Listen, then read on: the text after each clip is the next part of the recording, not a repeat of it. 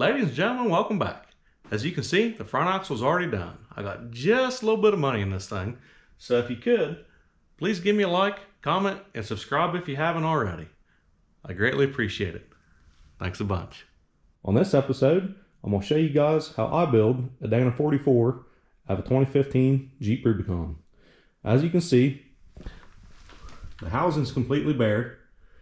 And the reason for that is it's going to get a truss put on it and gussets. But that's got to be preheated before you can weld to it. And also,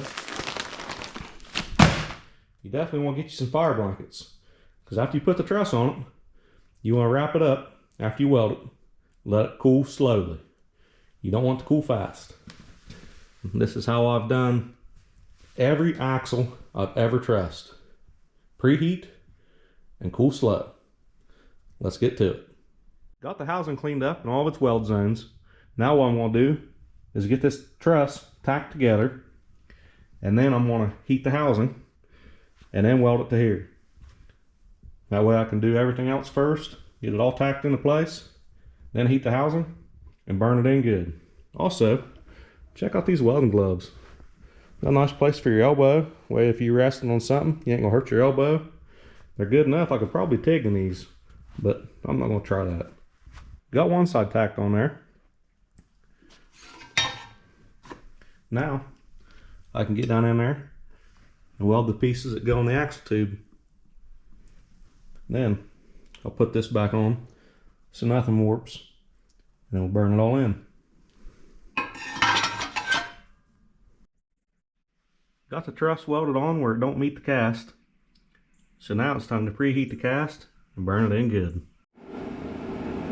Fire blankets are ready to wrap it up after we weld it up. That way it can cool slowly. I think we're about there. Yep. Just about there.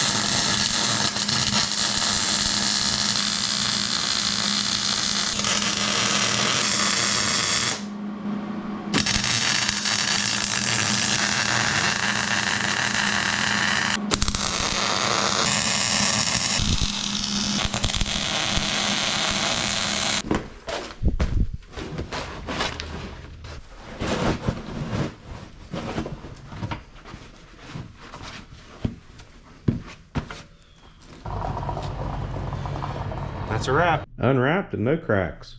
But man, it's hard for me to get cast to weld pretty.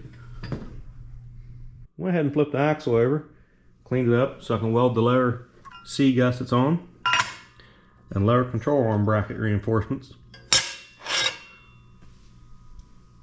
Let's go ahead and burn them in. Lower C gussets and lower control arm brackets are welded in. Turned out halfway decent.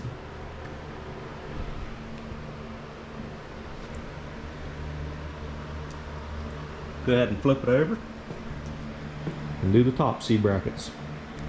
Went ahead and flipped the axle over and cut off the spring buckets because this thing's getting coilovers. Also cut off the shock mounts. Now what I'm going to end up doing is cutting the rest of this off and probably tying this in with the upper C gusset. So let's go ahead and get the upper C gussets welded on. I went ahead and cut all the junk off this side. Cleaned it all up. That way we can put the upper C gusset on real good. And then like I said, I'm going to make something that ties into it. And also gives me better access to reinforce the track bar mount. Went ahead and cut the spring bucket and shock mount all the way off. Made some pieces and welded in there to complete the rest of the truss. Now we're going to get the housing surgically clean, put some gears in it. Also, the reason I didn't do anything with the track bar mount is because I'm not sure if I'm going to leave it in the stock position or if I'm going to move it around. Stay tuned on that part. We'll see what happens. Finally got the housing surgically clean. Took me a good little bit, but hey, you don't want to skimp on this part. You want to make sure there ain't a speck of dirt in the housing, or you're going to have a bad time. Also, while I was getting a rust preventative off of the ring and pinion, I want to share with you guys a little something. 772 on the ring, 772 on the pinion. That means these are a matched set of gears. 6 thousandths means that they got the best pattern at 6 thousandths backlash, which is where I'm going to run it. 4 inches, 312 thousandths is the master housing dimension on a 44 Rubicon axle. Since there's no plus or minus on it, I'm not going to add any shims. I'm going to run a stock shim at 42 thousandths and we'll adjust from there. When I tore it down, I took down all the specs. The driver's side shim, passenger side shim, the pinion shim. I noted also that the carrier was very loose. The pinion was very loose. There was no preload on it at all. Definitely not properly rebuilt. And there we go. Pinion preload, non-existent. But when I set this back up with 513 gears, I'll make sure it's right on the money. I just went and grabbed the old pinion that I took out of this thing. It's got 429, which I'm going to assume is 4 inches, 290 thousandths, compared to the 4 inches, 312 thousandths, which leads me to be correct. 39 thousandths pinion shim, which it was pretty loose. So there's hardly any preload on this or the carrier, which I'm going to correct that. But I'm assuming they done the math and tried to do the right thing. So a 42 thousandths pinion shim is what this is going to get. To say this gear set fought me is an understatement. I don't know if the 4 inches 312 thousandths on the pinion head was just for the master housing dimension reference or what. But ended up setting this thing up at 30 thousandths pinion shim, 6 thousandths backlash. I've took it every direction, and that's what's giving me the best pattern. As you can see on the pinion, maybe if I can get to focus, the pinion pattern is nice and centered and even as well, and that's what you want. So set the carrier preload up pretty freaking tight because this thing's going to get beat on. The pinion preload, it's at 25 inch-pounds. It's on the high end, but we got 513 gears, and you guys know it's going to get beat on.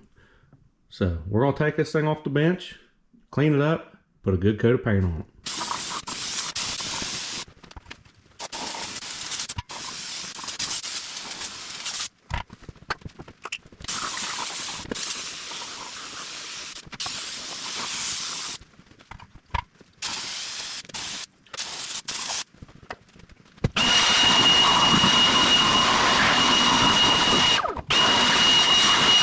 Man, that looks better already.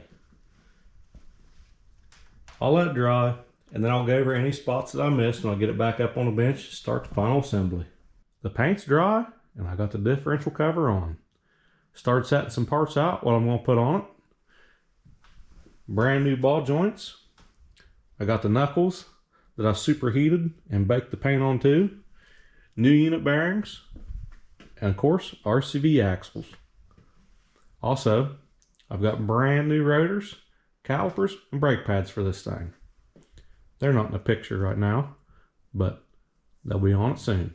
Let's go ahead and get the ball joints pressed out, and we'll get these new Mevotech Supremes pressed in.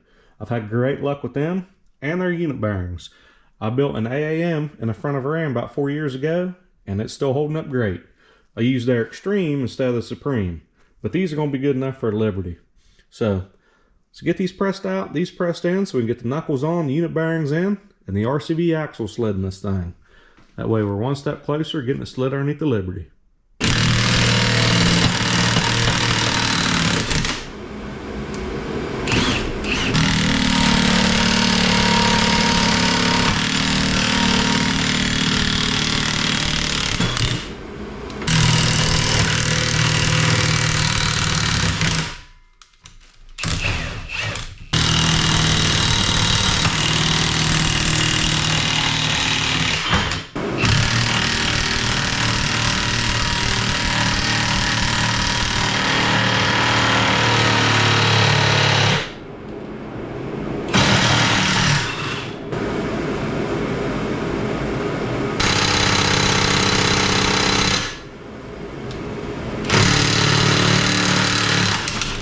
Knuckles on, and man, this thing is starting to look good.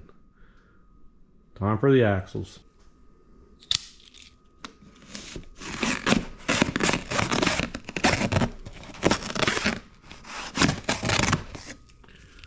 The old Microtech's getting a little dull and wore out, guys.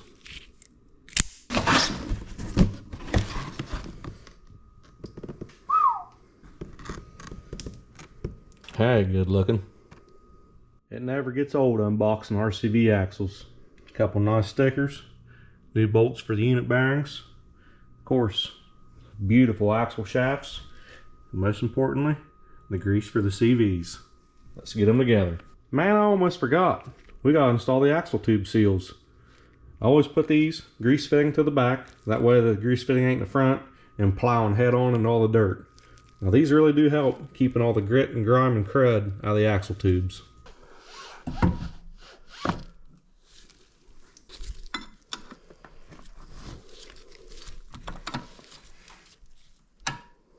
Now for y'all that have put RCV axles in before, you know getting boot on's the hardest trick. Some of you might do the zip tie trick, and heck, some of you might be strong enough just to shove that thing in there. But I like the zip tie trick the best. Also, helps if your garage is warm or you're doing this in warmer weather. There we go. Got one side ready for the unit bearing. Zip tie trick on this side. Gonna do the same on the other. The zip tie, if you didn't figure or know, that's the air escape. It's still not the easiest. There, add it a little bit. That way you guys didn't watch me ride the struggle bus trying to shove that thing together. Good thing the unit bearing comes with torque specs, because man, it's been a while since I've done a JK axle, but 75 on the unit bearings, 100 on the axle nut.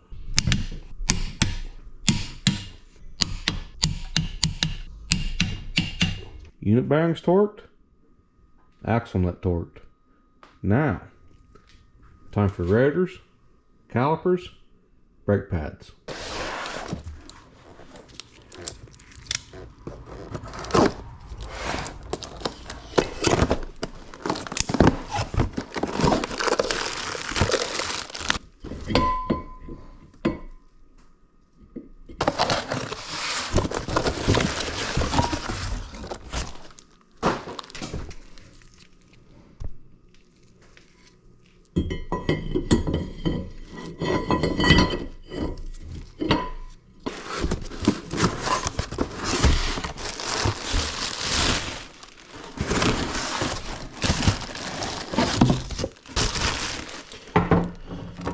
I went ahead and removed the ABS sensor and done the grease fitting mod. Everything is assembled and torqued down. Now let's put some steering on it so the knuckles don't flop all around while we're trying to roll this thing around, put the wheels on it, get underneath the Jeep. Now you guys might be wondering why I'm putting stock pairing steering on this expensive build. Well, this is supposed to be the heavy duty upgrade. Whether it is or not is to be determined.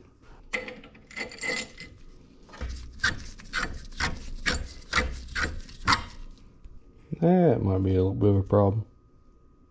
We'll see. Not a problem at all.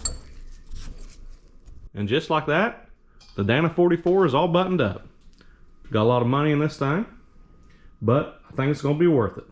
If you like this video, please give me a thumbs up. Please comment. If you ain't subscribed, please subscribe.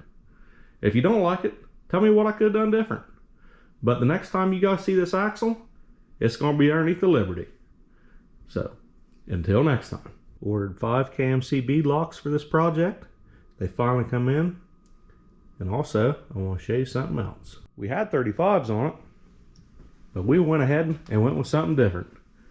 Kinder Cleaver MT2s in the flavor of 37 1250 17s. I think they're going to make this thing a little bit of a unit. Let me know what you guys think. I like them already. Jeezy Pete's. I can't believe this thing held 5 gallons of oil. What in the world's going on?